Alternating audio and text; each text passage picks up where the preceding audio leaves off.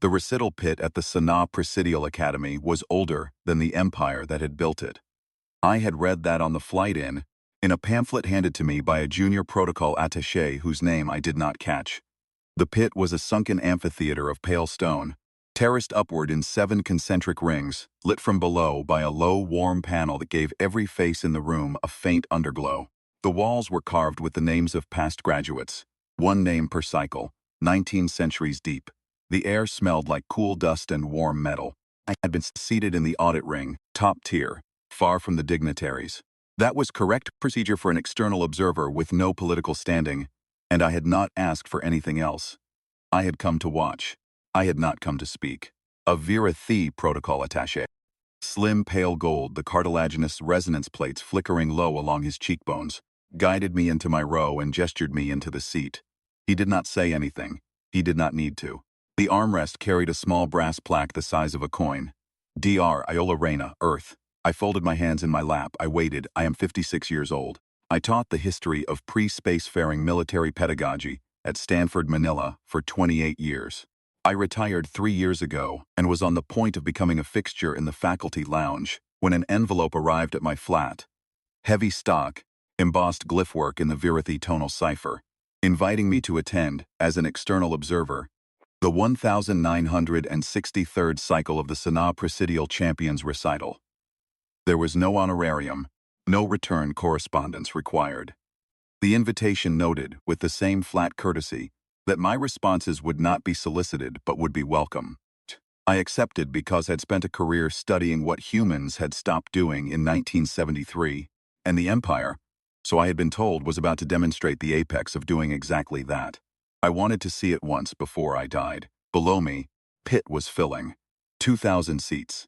Diplomats and ranking instructors mostly, but a thin scattering of true outsiders. Carnish trade emissary in the second ring, copper-skinned, four-armed, the lower pair folded primly across her stomach. 2 Sorveh observers in the 9th row, suspended in their fluid tanks, slow tendrils drifting in the medium. The long-necked Velenith in the 5th row, head bowed in the position they used for politeness. The rest were Virathi, hairless, pale gold, each face still as porcelain, until the resonance plates beneath the cheekbones began their small modulations and gave away whatever the mouth would not. The chair entered at the second chime, Veltaric Yostharon. Third chair of his line, he wore the long pale robe of the recital order, sleeves narrow at the wrist and embroidered at the shoulder, with the Academy's circular glyph. He was older than I was. He walked the length of the lower terrace with the steady, weightless gait of a man who had walked exactly this path on exactly this occasion enough times that his body had memorized it. He did not look at the audit ring as he passed. He did not look at any of the dignitaries. He took the podium at the center of the pit, laid his 6-fingered hands flat on the lectern, and let his resonance plates dim almost to nothing. He spoke. The hall fell silent. For 1,963 cycles, he said, the Sanaa Presidial Academy has presented one cadet. One. Selected at age 4, trained for 31 years. Examined every cycle along 31 separate axes of competence. The recital is the day we render that work visible to those who come to witness. We do not call this a graduation. The cadet has not graduated. He has become. The translator in my ear was good. It carried his pitch as well as his meaning. The lower modulation of the resonance plates audible as a low thrum under the words. The halls received him with the silence due such a sentence. We have this cycle the honor of presenting Cadet Designate Aelos Tevsari, Chair said. He will perform 3 demonstrations of the recital: tactical doctrine, biological sciences disposition, the leadership scenario. Each demonstration is structured according to the standing curriculum. The curriculum unaltered since the 112th cycle. After the 3rd demonstration, in accordance with the founding compact of the recital, we will invite a single external observer to offer remarks. This cycle the office falls to a human guest, Dr. Iola Reina of Earth. He inclined his head fractionally to the audit ring. Fee. As modulation passed through his hands, resonance plates that the controller software helpfully labeled in a small subtitle at the lower edge of my visual field as courtesy. Welcome faint interest. I inclined my head in return. I said nothing. I had been told on intake that observers in the audit ring did not speak until called. I had been told the called observers' remarks were customarily congratulatory. I had been told what the customary phrases were. I had memorized them out of professional courtesy and had no plans to use them. The chair raised his hand. A door opened along the lower wall of the pit. The cadet entered. He came in alone. He wore the same pale robe as the chair, except that the embroidery on his shoulder was a single open ring, without the circle closed around it. His face was unmarked, pale, and very young. He was 35 years old. By the cycle's reckoning, he had been at the academy for 31 of those years. He walked to the lower mark and stopped. He bowed once to the chair. He bowed once to the assembled dignitaries. He did not bow to the audit ring. Protocol for the audit ring was a small inclination of the head, no more, and he gave it to no one in particular, and to all of us at once. His resonance plates dimmed to nothing. They stayed there. I would learn, in the next 2 hours, that they did not move once during any of the 3 demonstrations. The cadet had been trained to dim them at the door and to not lift them again until he had bowed himself back out. The chair stepped down from the podium. The lectern retracted into the floor. A second podium, smaller, rose up at the cadet's mark. The lights in the upper rings dropped 1 notch. The lights on the cadet rose 1 notch. The hall settled. Demonstration, said the chair, from a side seat at the lower rail. Tactical doctrine. The cadet will recite the 47 precepts of Virithi combined operations, in the order of the standing arrangement, and will apply each precept to a scenario of his own selection from the standing scenario bank. He will be permitted no notes, no prompts, and no second attempts. He may begin. The cadet began. He spoke for 53 minutes. I will not pretend I followed all of it. The 40 precepts were Virithi military philosophy, condensed into a closed system over the course of 7 centuries, and I had read them in translation, but never in the original arrangement. The cadet rendered them in the standing arrangement, which was the order they had been compiled in by the philosopher Sanos Ve in the year corresponding to our late 7th century. He did not miss a word. He did not miss a stress. He did not miss a single one of the small modulations that the translator software labeled at his feet as reverent quotation or doctrinal emphasis. He moved between the precepts and the scenarios as smoothly as a man moves between 2 rooms in a house he was born in. His voice was very even. The Virithi do not project the way a human orator projects. The voice carries through the resonance plates more than through the mouth, and the plates carry pitch with great precision but very little volume. He spoke at the volume of ordinary conversation, and the lectern carried it, and the hall heard every word. He did not stop once for water. He did not stop once for breath. He delivered the 47 precepts at the pace they had been composed at, a steady, unhurried pace of a kind I had read about in the literature on Virithi recital tradition, but had never sit through at length. It was the pace of a man who knew that there was nowhere else in the universe he needed to be. The scenarios he chose were classic: a river crossing under a withdrawn supply column, a mountain pass with an unsupplied vanguard, a defensive perimeter against an enemy of unknown strength. In the river crossing scenario, he named the 2nd-tier precept governing the use of own engineers as the vanguard's only credible escort, and named in confirmation the engagement at Tuv Sari in the year 51, in which a Virithi general of the early consolidation period had first applied the precept under conditions identical to the scenarios. In the mountain pass scenario, he applied the 4th-tier precept governing the withholding of the cavalry reserve and named the engagement at Carn Losir in the year 472. In the defensive perimeter scenario, he applied no fewer than 9 precepts in sequence and named, for each of the 9, the engagement that had validated it, in the order the engagements had been fought. The dignitaries in the lower rings were not taking notes. They did not need to. They had had this curriculum read to them at school. They were listening to it, the way a man listens to a piece of music he learned the words of in childhood, and that has been sung correctly all his life. For each scenario, having named the relevant precepts and the engagements that confirmed them, he arrived at a solution that, by the curriculum's standing analysis, was the correct one. He arrived at the correct solution every time. He arrived at it in the order and the wording the curriculum had laid down. When he finished, the hall was very still. The Virithi do not applaud the way humans do. They modulate the resonance plates in a low collective hum, all the cheekbones in the room thrumming at once, at the same pitch. And the effect is something like a building purr that you feel in your sternum, more than you hear. The hum held for 8 seconds. The chair in his side seat allowed his own plates to join it. I made a small note on my slate. Not a note that anyone in the hall could see, just a thought, written down so I would not forget it. He had not been asked what to do if the supply column was withdrawn because of a forged order. The hum subsided. The cadet bowed. The chair rose. Second demonstration, he said. Biological sciences disposition. The cadet will examine a specimen of unknown classification, identify its species, prescribe the appropriate medical intervention, and predict the course of its recovery. He will be permitted to use only the standing reference works. He may begin when the specimen is brought in. A side door opened. 2 orderlies wheeled in a low-walled tank on a wheeled platform. Inside the tank, in a shallow medium, was an animal. It was the size of a small dog, though that comparison is mine, not theirs. It had 6 legs arranged in 2 staggered ranks, a soft pale carapace that was just beginning to harden, and a row of sensory pits along the dorsal ridge. It was breathing very slowly. One of its 4 legs twitched at irregular intervals. I could not identify it by sight. I doubt any of the dignitaries below me could either. This was, I realized, the point. The cadet examined the specimen for 4 minutes. He moved his hands around it, but never touched it.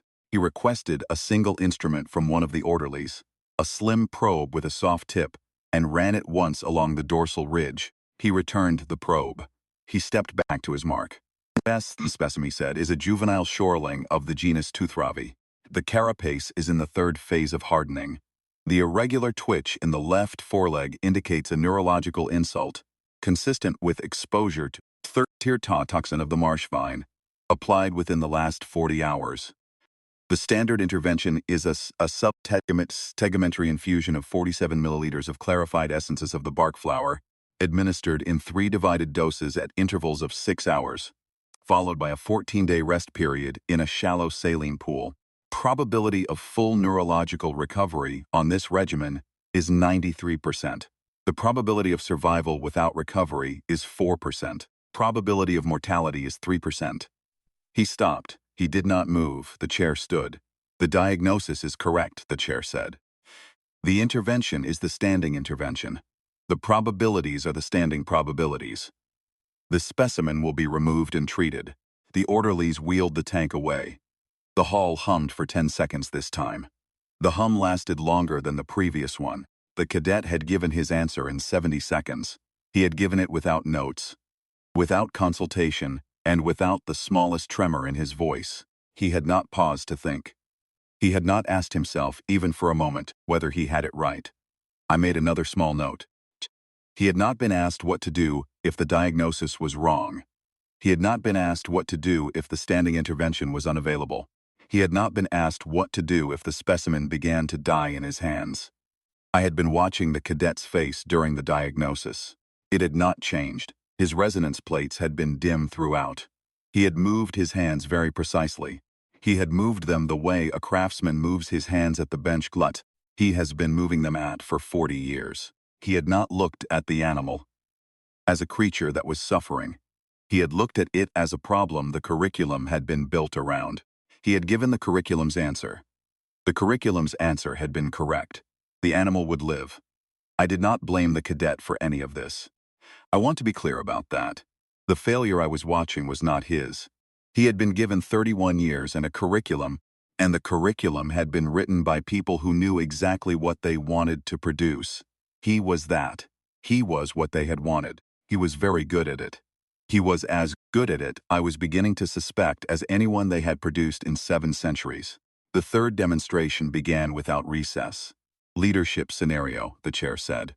The cadet will assume command of a holographic detachment of 160 soldiers in a defensive posture against a force of unknown strength. He will direct the detachment through the scenario's natural conclusion. He will be permitted no consultation. He may begin when the scenario opens.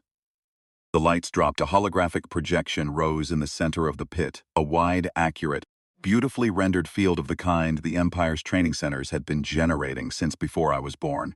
Hills, a river, a stone bridge, a walled town behind the bridge, a road coming down out of the hills on the far side. The detachment in pale blue occupied the town and the near side of the bridge. The cadet stood at the center of the projection, surrounded by it, looking out over the bridge. A counter in the upper corner of the projection began to run. Simulated time. It would run, I knew from the briefing material, at 1-to-1 with real time. The cadet would direct the detachment through whatever the scenario threw at him, for as long as it took him to bring the scenario to its conclusion. The first hostile contact came at 14. A small probe from the road in the hills. The cadet ordered a half detachment up to the far side of the bridge, deployed in skirmish line, with the order to fall back to the near side at the first sign of a heavier force. Textbook. The probe was driven back. The detachment fell back as ordered. The chair, watching from his side seat, allowed his resonance plates to thrum faintly in approval. The cadet stood very still through the early phases. He had a low waist-high table in front of him that displayed the holographic terrain in miniature, with the pale blue counters representing his own detachment and pale red counters representing the developing enemy force. He placed his six-fingered hands on the table edges and watched. When he gave an order, he gave it in the standing wording, the wording the curriculum required for command transmissions at the company level. Half detachment to far bank. Skirmish. Drawl on first sign of weight. The lieutenants in the holographic command, pale blue figures with name tags in the Verithi cipher, displayed the order's execution in the way the curriculum's lieutenants displayed the execution of orders. They moved the counters across the bridge. They deployed them in the prescribed line. They withdrew them at the prescribed sign. The cadet did not need to confirm that they had moved correctly. They were the curriculum's lieutenants. They moved the way the curriculum's lieutenants moved. The heavier force came in waves. Simulate time. 5 hours and 20 minutes a heavier probe came down the road. The cadet committed his second reserve to the bridge works. Probe broke against the bridge works. At simulated time 8 hours and 12 minutes the enemy's main body began to descend from the hills. The cadet ordered the half detachment at the far bank back across the bridge and ordered the engineers to prepare the bridge for demolition on his command. At simulated time 11 hours and 40 minutes, with the enemy's main body now committed to the bridge works, the cadet ordered the demolition. The bridge went down. The enemy's main body, halfway across, went into the river. The cadet's reserves on the near bank fired into the broken column from the wall. The wall held. The town held. At simulated time 14 hours and 38 minutes. The enemy's surviving force broke and withdrew up the road into the hills. The cadet read each wave correctly. He shifted the detachment between the bridge, the wall, and the river. He committed his reserves at the correct moment. He held the bridge. He held the wall. He held the river. He held them all, in the curriculum's order and the curriculum's wording. And at 14:38 simulated time, the enemy force broke and withdrew. The cadets' casualties were 41 dead and 63 wounded out of the 160. The standing curriculum recorded a victory at any casualty rate below 70%. The cadet had achieved 65%. The standing analysis recorded this as a moderate victory. The simulation closed. The lights came up. The hall hummed. The hum lasted 12 seconds. I had not made a note during the simulation. I had been watching too closely to take my eyes off it. When the lights came up, I made 3 notes, very quickly, before I could lose the precise shape of what I had seen. He had not been given 2 contradictory orders from 2 superior officers. He had not been given a subordinate who refused a lawful command. He had not been asked at any point to decide which of his own men to leave behind. The simulation had been beautiful, and it had been 100 years out of date. The chair rose. "The recital is complete," he said. "Cadet designate Alos Tev Sari has performed the standing curriculum to the satisfaction of the Academy. He has demonstrated mastery in tactical doctrine, biological sciences disposition, and the leadership scenario in the manner and the order prescribed since the 112th cycle. He has become The hum rose. It rose from every virithi in the room, 2,000 cheekbones thrumming at the same low pitch, and it filled the pit like water rising in a well. The Carnish emissary in the second ring did not join it. The Sorvik in their tanks did not join it. The long-necked Velenith did. I did not. The hum held for a count of 20. When it subsided, the chair turned his face toward the audit ring. The founding compact of the recital, he said, requires us to receive remarks from one external observer. This cycle the office falls to Dr. Iola Reyna of Earth. Doctor, we welcome your address. He gestured to the lectern. The lights in the audit ring rose one notch. The cadet at his mark turned his body fractionally so that he was facing the lectern as well. He did not look at me. His face had still not changed. His resonance plates had still not moved. I stood. I walked down the 7 terraces. I took my time. The terraces were stepped at a measured virithi gait, slightly too short for a human stride, and I did not adjust. I walked them at the gait my own body offered. The hall watched me come down. I reached the lectern. I laid my hands on it the way the chair had laid his, flat, 6-fingered on his side, 10-fingered on mine. The lectern adjusted its height to me. I let it.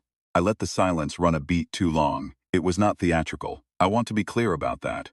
I have stood in front of 3 generations of cadets at Stanford, Manila, and I have never once let a silence run for effect. The silence ran because I was thinking. I was thinking about what the cadet had done, and what he had not done, and what I owed him and the room and the curriculum. And I wanted to find the right place to put the first sentence. I found it. Retat class in 1973, I said. The translator in the lectern carried it. The hum did not come up. The chair's resonance plates flickered. The translator software, at the bottom of my visual field, labeled the flicker as confusion, polite inquiry, faint alarm. He did not speak. I had not asked him a question, and he had been trained for 60 years not to interrupt an observer's remarks. The cadet did not move at all. I want to begin, I said, by saying what was correct about what we just watched. Cadet Tev Sari recite the 47 precepts of Virithi combined operations in the standing arrangement without an error. He diagnosed a juvenile shoreling under the influence of the 3rd-tier marshvine toxin and prescribed the standing intervention at the correct dosage. He brought a holographic detachment of 160 through a scenario at 65% casualties, which is below the curriculum's threshold for a victory. He performed each of these tasks at a level of mastery that, by every metric the standing curriculum recognizes, is the highest level that curriculum is capable of recognizing. Speaking as a historian of pedagogy, I would put him at the high end of any cohort I have ever encountered, in any tradition I have ever studied. He is a remarkable young man, and the Academy is correct to have presented him. I let that stand. I did not modulate my voice, because I cannot modulate my voice the way the Virithi do, but I held the pace down so the translator could carry the weight of what I had said. I want to be clear about that, I said, because what I am about to say is not about him. I paused. I looked at the chair. He had drawn his hands back from the rail of his side seat. His resonance plates were not flickering now. They were holding very still. I would learn, later, that this is the Virithi posture for receiving a serious statement from someone who is owed the courtesy of being heard. Earth, I said, produced cadets like this twice. The first cohort was the line of staff officers selected, trained, and refined in the Central European military academies between roughly 1810 and the outbreak of our First World War in 1914. Single cohort selection, centralized curriculum, a standing analysis that did not change, by policy, for nearly a century. They were the most highly trained military thinkers our species had ever produced. They were the men who walked into August of 1914 with a plan that was, by every measure their curriculum recognized, the correct plan. The plan failed in 3 weeks. The war it produced killed 16 million people. We had built a generation of officers who could not see, because they had never been taught to see, what their own curriculum had failed to anticipate. The second cohort, I said, the line of staff officers we produced in the same tradition between 1920 and 1945. By then we knew what the first cohort had done, and we tried to do it better. We refined the curriculum. We added more axes of competence. We made the selection earlier, and the training longer. The result was a generation of officers who, by their curriculum standing analysis, the best we had ever produced. They walked into 1939 with a plan. The plan failed in 6 weeks. The war it produced killed 70 million people. We had built another generation of officers who could not see what their curriculum had failed to anticipate. And what their curriculum had failed to anticipate again was the world. The hall was very still. The Carnish emissary in the second ring had unfolded her lower arms. They lay on the rail in front of her, four-fingered hands flat on the polished stone. She was watching me with the kind of attention I had not seen on a Carnish face before. After 1945, I said, we tried to refine the curriculum a third time. We held inquiries, we restructured the academies. We trained a third cohort, the cohort that was supposed to apply the lessons of the first two. That cohort walked into the proxy wars of the 1950s and the 1960s, Korea, and into Vietnam, and into a dozen smaller engagements no one outside the affected regions remembers anymore. By the early 1970s, it had become clear to anyone who was willing to look that the third cohort was failing, in the same way the first two had failed. Could perform the curriculum. They could perform the curriculum to a standard of mastery no third party could match. What they could not do, because the curriculum had never required it of them, was function in any situation the curriculum had not foreseen. In 1973, I said, we stopped. The decision was not announced as such. It was buried in 100 memoranda and 1,000 committee reports, and 20 years of slow institutional turning. But the substance of it was this. We had spent 160 years trying to produce, by single cohort selection and unchanging curriculum, the perfect officer. We had produced him 3 times. Each time he had been everything we had asked for, and each time he had failed at the only thing we had not thought to ask for, is the capacity to function in a world that had not been described to him in advance. We concluded, slowly, and against the resistance of every academy that had been built around the older project, that the curriculum we had built was the wrong curriculum, and that we would have to build another. We have been building it since. We have not got it right yet. We may not get it right in my lifetime or my grandchildren's, but we are no longer trying to produce what we tried to produce between 1810 and 1973, because we know what that produces, and we know it kills more people than it saves. I let that stand. I want to spend a moment here, I said, on what 1973 means in the history I am drawing. It is not on its own a year of great consequence. The decision I am describing was not made in 1973. It was made across a quarter of a century, across the inquiry into the Korean cohort and the inquiry into the Vietnam cohort, across the slow accumulation of dissertations and after-action reviews and committee findings that argued, year after year, that the curriculum we had refined for 160 years was producing officers who could not think. The decision came due in 1973 because that was the year a particular dean of a particular staff college sat down with a particular committee and signed off on a curriculum that, for the first time in the central tradition, did not list mastery of doctrine as its first or its second or its third objective. Mastery of doctrine became the 5th objective. The first 4 were the recovery from error, the recognition of false intelligence, the management of contradictory orders, and the moral weight of command. The doctrine itself was reduced to a tool. The decision was small. The decision was buried in administrative language. The decision was, in retrospect, the moment our staff colleges began to teach command instead of administering curriculum. We have been refining that decision ever since. The work is unfinished. The work will be unfinished when I die. But the direction of the work is the right direction, and the direction of the work is the opposite direction from the one I have watched the recital travel in for the last 3 hours. I let that stand. The chair's hands had moved. They were now flat on his lap, 6-fingered, palms down. His resonance plates were dim. I had no labels for the modulations he was not making. I want to come back to Cadet Tevsari now, I said, because I owe him an accounting. There were 3 things, in what I watched today, that I want to name. They are not failures of his. They are absences in the curriculum he was given, formed perfectly inside the curriculum he was given. The curriculum he was given did not include them. I held up one finger. First, I said, In the tactical doctrine demonstration, the cadet was asked to apply the 47 precepts to 3 classical scenarios. In each scenario, he was given accurate information. The river ran where the map said it ran. The supply column withdrew because the supply column had been ordered to withdraw. The vanguard was unsupplied because the vanguard's supplies had not yet arrived. At no point was the cadet asked to consider that any of his information might be wrong. He was not asked what to do if the map was wrong. He was not asked what to do if the order to withdraw the supply column was forged. He was not asked what to do if the vanguard's reported position was a deception. The 47 precepts have no precept for the case of false information because the curriculum has never tested for it.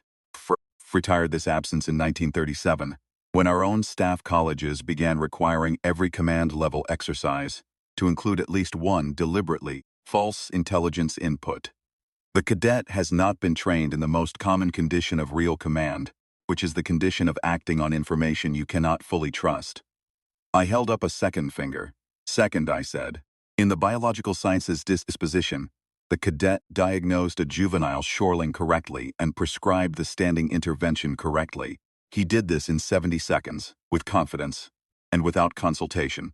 He was not asked at any point what he would have done if the standing intervention had failed. He was not asked what he would have done if the species had been one the standing references did not cover. He was not asked, most importantly, what he would have done if his initial diagnosis had been wrong. Curriculum does not test the cadet for the recovery from error. The curriculum tests the cadet for the absence of error. There is no human field of medicine that holds itself to this standard. Earth's medical schools retired this absence in 1953, when the requirement that residents be tested for the recognition of their own mistakes was written into the standing certification for every clinical specialty we have. The cadet has not been trained to recover from a wrong call because the curriculum has never permitted him to make one. I held up a third finger. Third, I said, and this is the one I want to spend the most time on, the leadership scenario. The cadet brought a holographic detachment of 160 soldiers through a defensive engagement at 65% casualties. The standing curriculum scores this as a moderate victory. I do not dispute the scoring. I dispute the scenario. In the scenario, every order the cadet gave was obeyed. Every report he received was accurate. Every subordinate officer he relied on performed at the standard expected of him. The river ran where the map said it ran. The reserves committed where they were ordered to commit. The enemy did the things the curriculum's enemy is permitted to do. At no point, I said, was the cadet given 2 contradictory orders from 2 superior officers. At no point was the cadet given a subordinate officer who refused a lawful command.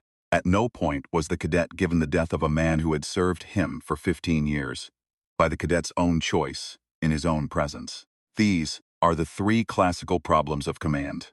They are the 3 problems that, in our literature, separate the officer who can administer a curriculum from the officer who can hold a unit together when the world stops behaving as the curriculum said it would. Earth's staff colleges have required all 3 of them in command-level exercises since the curriculum reforms of the early 1970s.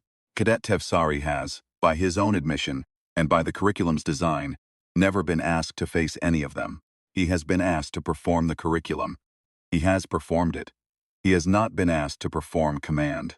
Command is what is left over when the curriculum runs out, and the curriculum runs out, eventually, in every engagement in which command is required. I lowered my hand. I rested both palms on the lectern. The hall had not moved. The chair had not moved. The cadet had not moved. Shh. I want to say one more thing, I said, and then I will be quiet, because I have already said more than the founding compact required of me, and I am aware that I am addressing a room that did not invite me to address it in this way. The cadet is not the failure. I want that to be on the record. He is, by every metric his curriculum recognizes, the apex of his cohort. He may, by those metrics, be the apex of every cohort the Academy has ever produced. I do not know him personally. I do not know whether, if you set him outside the curriculum and gave him a year, he could grow the capacities the curriculum has not given him. I suspect he could. I suspect that what makes the Academy's project so painful to watch from where I am sitting, is that you have spent 31 years pruning away from this young man the very capacities he was born with, and that you could not, 3 more decades of work, restore to him. The cadet is not the failure. The cadet is a beautiful piece of work. You just have not been told yet that the work was wrong. I want to thank the chair, I said, for the courtesy of the invitation. I want to thank Cadet Tevsari for the patience of his attention. I want to apologize to the room for the use I have made of the founding compact, which I will note did not specify that the external observer's remarks were required to be congratulatory. I will sit down now. I sat down. I did not sit down at the lectern. The lectern was for standing. I walked back up to my seat in the audit ring, 1 terrace at a time, at my own gate, and I sat down in the chair with the small brass plaque on the armrest, and I folded my hands in my lap, and I waited. The hall did not hum. The silence held for a long time. I do not know how long. The simulation counter had been the only clock in the pit, and the simulation had ended. I would guess 30 seconds. It may have been a minute. The Karnesh emissary in the second ring stood up. She did not say anything. She placed all 4 of her hands flat on the rail in front of her, palms down, fingers spread. I did not know the gesture. I would learn, later, that it was the formal Karnesh posture for the acknowledgement of a debt incurred. A debt incurred on behalf of the witnessing party for a service. The witness had not asked to be done, but had been done anyway. She held the posture for 10 seconds. She sat down. The Sorvik in their tanks had drifted their tendrils into the same alignment. All 6 of them pointed at the lectern. Velnath had bowed his head a second time, lower than the first. The chair rose. His resonance plates were dim. His hands hung at his sides. He walked to the center of the pit. He stopped at the cadet's mark. He turned and faced the audit ring.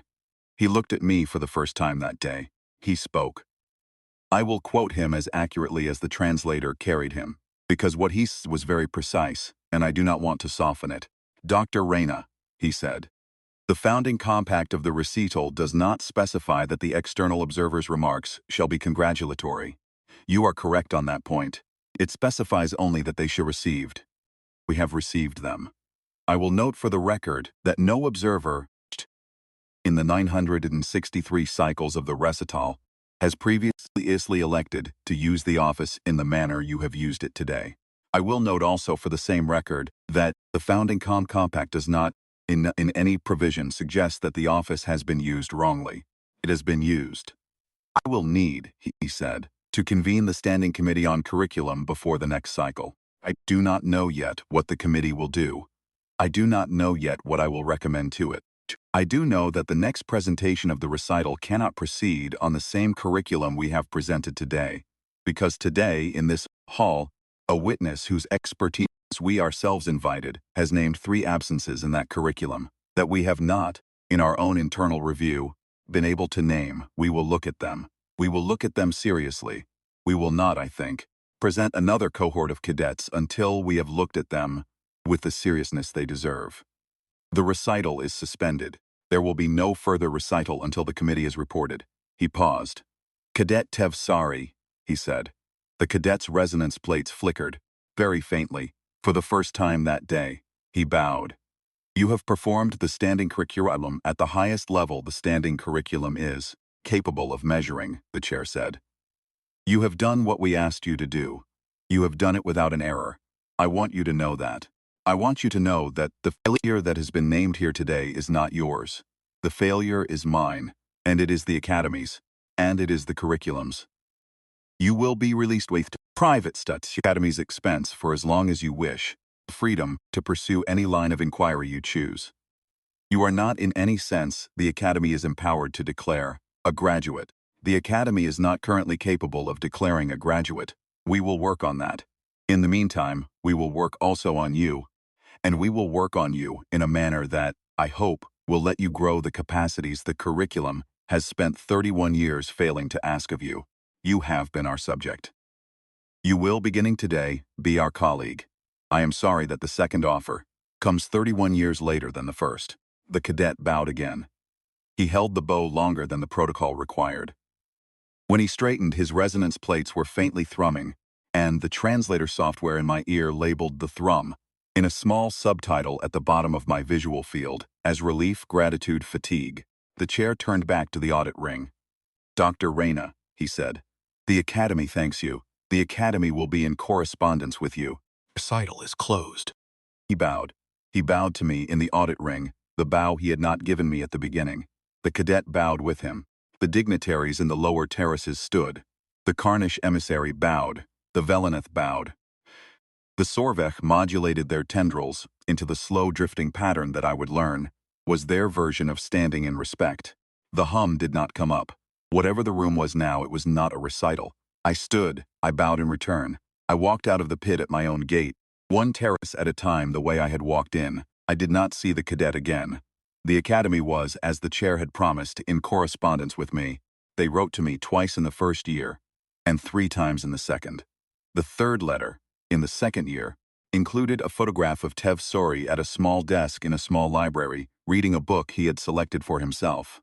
The book, the letter said, was a translation of a human work on the recovery from error in clinical medicine, a textbook written in the late 1960s that I had assigned in my pedagogy seminars for 28 years. He was holding it in his 6-fingered hands, the way I had seen him hold the probe, the Shorling's tank. His resonance plates, in the photograph, were faintly thrumming. I will not pretend I knew, walking out of the pit that afternoon, what the Academy would do with what I had said. I had given the address because the address needed to be given, not because I had a confident view of how it would be received. 6 different things, I thought, could happen in the next 12 months. The Academy could quietly remove me from its correspondence and present another cadet on the same curriculum in 4 cycles' time. The Academy could lodge a formal complaint with the Carnish trade delegation that had underwritten my travel, on the grounds that my use of the founding compact had violated the spirit of the office. The chair could resign and be replaced by a Virithi of the older school who would close the matter by ignoring it. The cadet could be quietly transferred to a position in the protocol service and never be heard from again. Curriculum could be amended in a single small particular and then restored to its previous form at the next chair's discretion. The Academy could do what the chair had said it would do, which was to call the standing committee and to sit in inquiry for as long as the inquiry took. I did not know which of the 6 it would be. I was, walking out of the pit, 61% confident that the Academy would choose one of the first 4. I was wrong about that.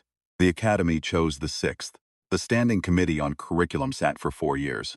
Its report ran to 9 volumes. I read it. I read all of it. It did not name me. It did not name the recital of the 1963rd cycle. It did not need to. It restructured the Academy from the 2nd year onward. It introduced false intelligence inputs. It introduced the requirement that every command-level exercise include at least 1 contradictory order. It introduced the curriculum module the cadet had never been given, the one we had introduced in the 1970s and called, in our own colleges, the recovery from error. It commissioned a study of the cohort of recital graduates from the 800th cycle through the 1900 and 62nd, examining the records of their post-recital careers and identifying the engagements at which the curriculum's absences had cost the empire materially. The study was published as the 7th volume of the report. I read that volume twice. The cost figures, when totaled, ran to numbers I have not put on paper since. The Academy presented its next cohort 4 cycles later. It presented 6 cadets, not 1. The recital's founding compact was amended to permit cohorts of any size the Academy judged appropriate. The first of the 6 cadets, a quiet young woman whose name I do not remember, was asked, in the tactical doctrine demonstration, what she would do if the map was wrong. She paused for almost a minute before she answered. The hum, when it came up for 30 seconds. I have thought about that cadet often. I have thought about her pause. The Academy, after 1963 cycles, had finally produced a cadet who did not know the answer in advance, and the room had hummed for 30 seconds because the room understood, finally, what they had been asking the curriculum to teach. I have thought about Tev Sori, too. I think about him most when I am sitting in the faculty lounge at Stanford, Manila, where I have begun to spend my afternoons again, and where the younger faculty sometimes ask me, in the careful way they have, what I said to the academy that day. I tell them what I said. I tell them about 1810 and 1914 and 1939 and 1973. I tell them about the three absences. I tell them about the cadet. I do not tell them about the photograph. The photograph is mine. It sits, framed, on the desk in my flat, where I can see it from the chair I sit in to read. The cadet is holding the textbook in his six-fingered hands, and his face is not changed, and his resonance plates are faintly thrumming, and he is reading the page very slowly, the way a man reads who has been given, first time in his life, a book the curriculum did not assign him. He is 36 years old in the photograph. He has, by my best calculation, another 60 years to live. He was never the failure. He was a beautiful piece of work. They just had not been told yet that the work was wrong. They have been told now.